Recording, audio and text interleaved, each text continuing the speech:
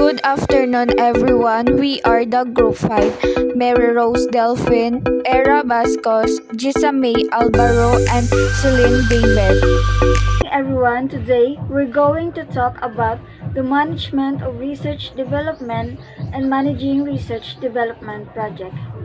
This chapter shows how R&D is managed, as there remain a strong belief that R&D departments are freewheeling place of artistic disorder. At the end of this chapter is a case study telling the story of the development of Viagra.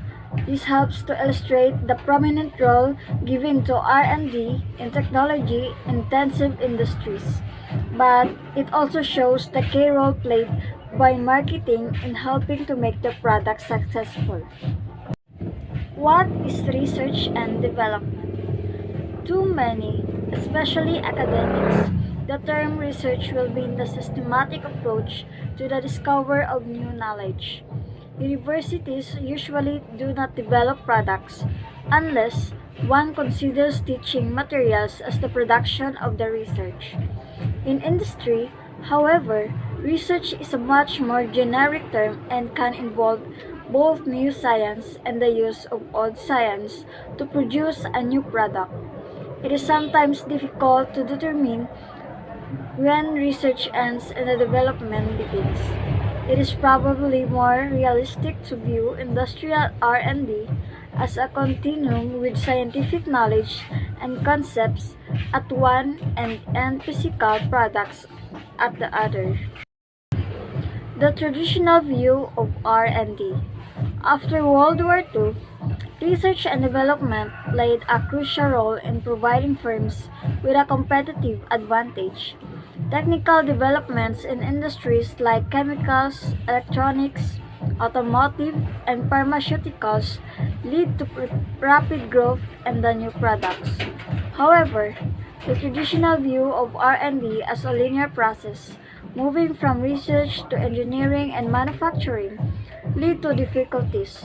President Kennedy's 1961 address emphasized the possibility of anything through technology, but lead to a questioning of the value of R&D, as industry adopted a similar approach to space programs, focusing on interesting technology without considering the competitive market. R&D expenditure frequently is expressed as R&D as percent of sales. R&D expenditure divided by total sales income is equal to 100%. This not only allows comparison to be made between small and large firms, but also gives a more realistic picture of R&D intensity within the organization. Table 9.2 shows typical levels of R&D expenditure across different industry sectors. The study reveals that R&D significantly impacts productivity growth and in various industries and time periods, contributing to company success alongside excellence operations and strategic choices. It also links R&D growth to sales growth, wealth creation, efficiency, and market value. The main activities of industrial R&D have included the following. First, discovering and developing new technologies. Second, improving understanding of the technology in existing products. Third, improving and strengthening understanding of technologies used in manufacturing. And lastly, understanding research results from universities and other research institutions. Figure 9.3 shows the area of research emphasizes in industry universities, the operation that make up research and development, basic research, curiosity-driven basic research, applied research, development, technical service. The research and development function also has to make some assessments of the future in order to perform effectively. Thus, senior research and development managers have to build into their planning process a conscious view of the future. However, emphasize this will be include environmental forecast, comparative technology, cost effectiveness, risk, and capability analysis. Integration of research and development. Define, support, and expand existing business. Drive new businesses. Broaden and deepen technology capability. The research and development process has changed over the years, moving from a technology-centered model a more interaction-focused view. Nobiles described the research and development process and the 5 generation it has through see the table 9.3. Figure 9.5 shows the demands on technological resources. The technological portfolio from a research and development perspective, the company's technological base can categorize as follows: core technologies, complementary technologies, peripheral technologies, and emerging technologies. Figure 9.6 illustrates the iterative and continual process involved in the management of research and technology. The flow diagram in Figure 9.6 highlights the need for integration of cooperate and research strategy. The process of corporate planning involves the systematic examination of a wide variety of factors. Technology, leverage, and research and development strategies. Schofield research identifies two main forms of research and development activity: growth and maintenance, which can lead to different types of research effort for a business. Hence, these categories can be subdivided into 4 groups depicted in Figure 9.7. The model helps business monitor their research expenditure annually or quarterly, ensuring it aligns with the position. It allows for continuous analysis, adjustment, and realignment, ensuring the business research activity remains appropriate for its position. This helps prevent drifting. Research ensures the business strategic position remains relevant. Survival, competitive, technology, mastery, break the mold. Allocation of funds to research and development. Successful RDN requires a long-term approach, often causing tension with other functions. Process innovation requires more funding. For exploration, the product innovation requiring more resources. Setting the research and development budget. There are the several key factors that need to be considered when allocating funds to research and development. Expenditure by competitor companies' long-term growth objectives, the need for stability, and distortion introduced by large projects. Inter-firm comparisons. A fixed relationship to turnover, a fixed relationship to profits, reference to previous levels of expenditure, costing of an agreed program, internal customer-contractor relationship. This case study telling the story of the development of Vegra.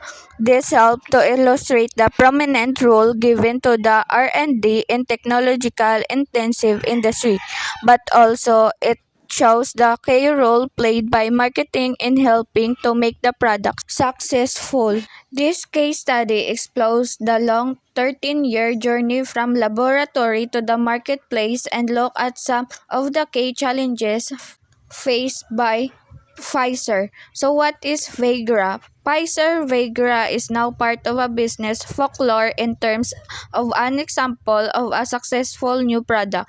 Viagra is now one of the most recognized brands in the world. It has become a social icon with annual sales in excess of $1.7 billion in 2012 and $2 billion in 2015. And it has transformed Pfizer from a medium-sized pharmaceutical firm into the world's leader. The true story of Viagra is more complex and illustrates that the research project team had to fight hard for the huge investment that was required to develop the compound into a product. Clinical trials in 1991. Following 6 years of laboratory research, a clinical trial was undertaken in Wales for a compound known as UK negative 92.480. The findings from the trial on healthy volunteers revealed disappointing results. But another problem now faced the team: how to conduct clinical trials in this very sensitive area. Would the team be able to find people willing to participate and discuss their experiences? Product and market evaluation. Decision time. What is the size of the market? How many people suffer from ED? Is there an existing customer base on current sufferers? Is there a available market plan?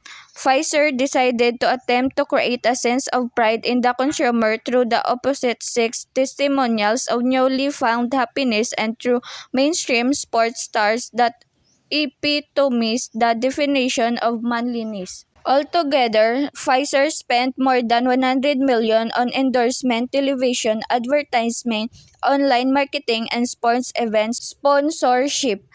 At the launch, sales continued to grow as the product was launched progressively on worldwide markets. In 1998, total sales had reached $776 million, 1,016 million by 1999, and 1,344 million by 2000, representing over 5% of human drug sales for Pfizer.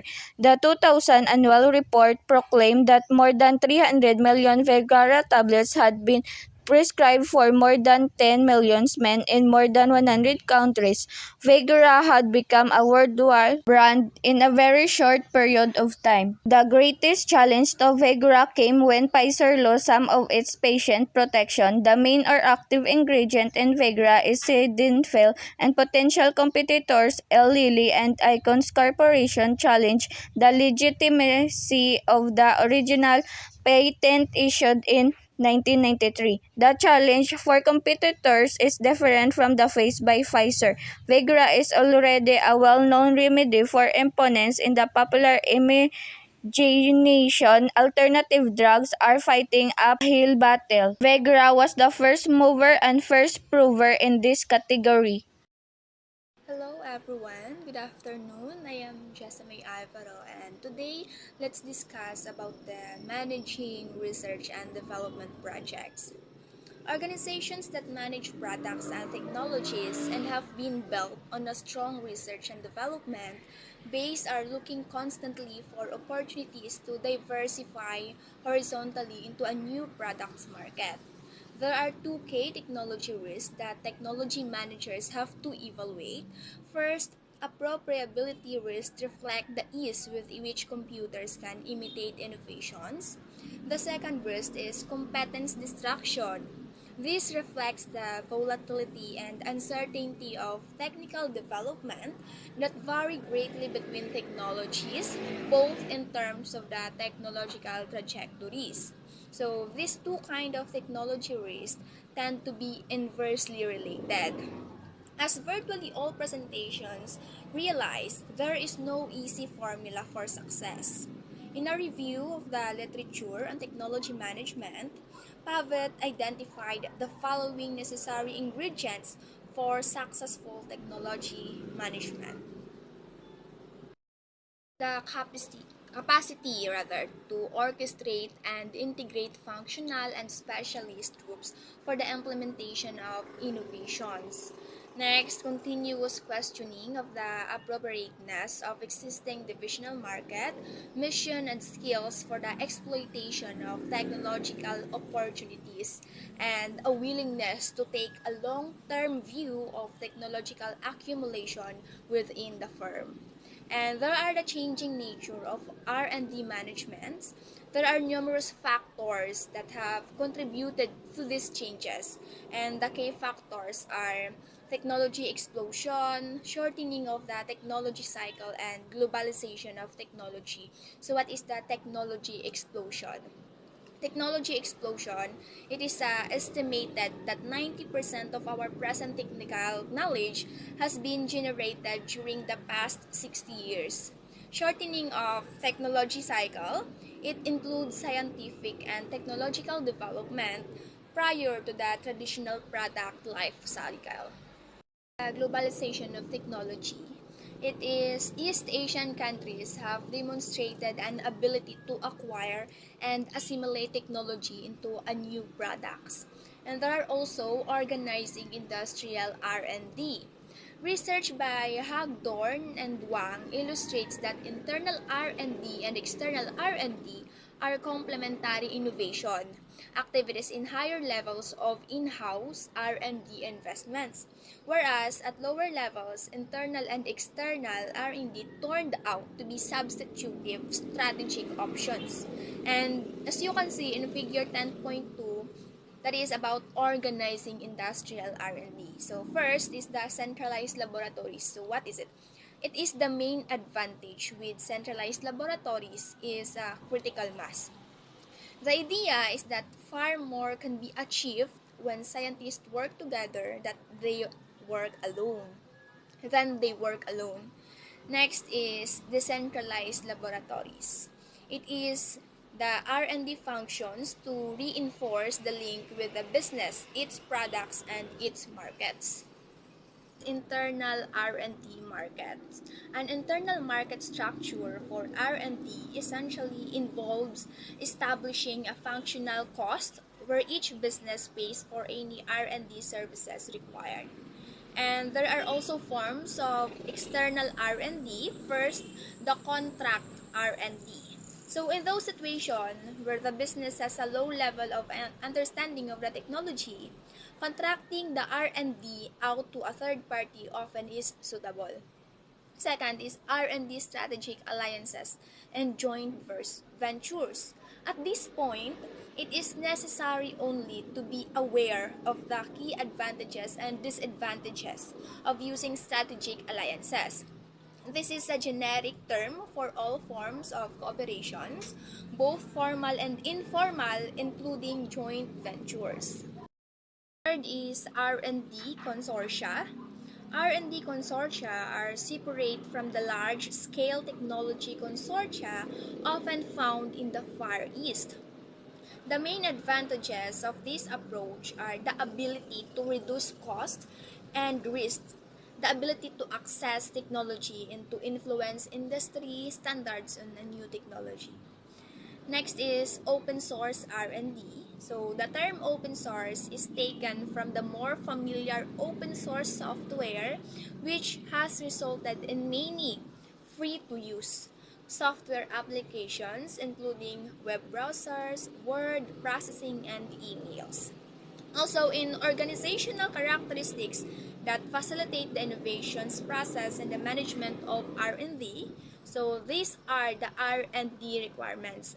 First, growth orientation, organizational heritage and innovation experience, vigilance and external links, commitment to technology and R&D intensity, acceptance of risk, gross functional corporations and cooperations and coordinations within organizational structures, receptivity, space for creativity, strategy towards innovations, coordinations of a diverse range of skills, project management, and lastly, market orientation.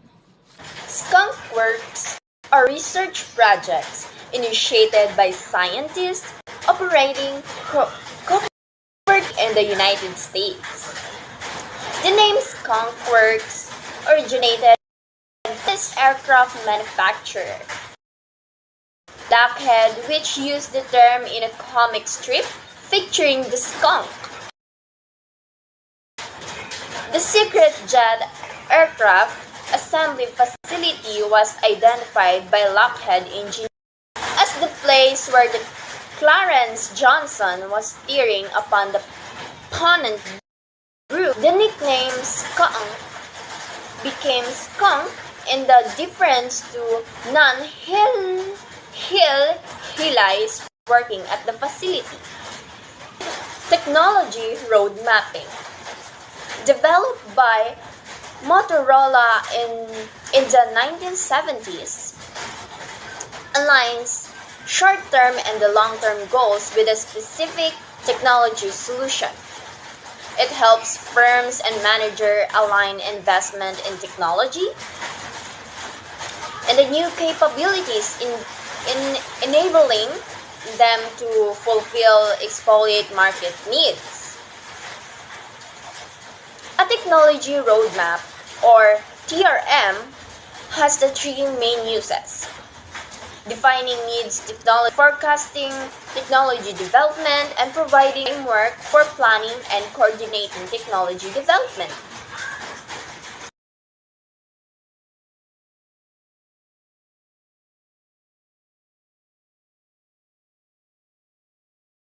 The extended product life cycle is a conceptual framework that captures stages in a product's life from a launch to the withdrawal.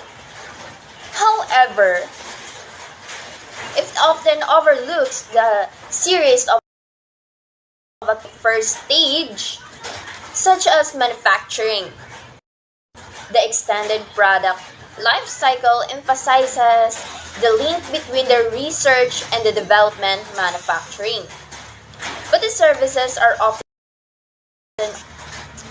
many models of development, or NPD, emphasize the link to the R&D department with the knowledge accumulated over the time as an idea is transformed into a research project. The effect R&D investment on products. Analysis of the products that company managed will reveal those contribution or contributes in the different ways to the overall profit and growth of the company.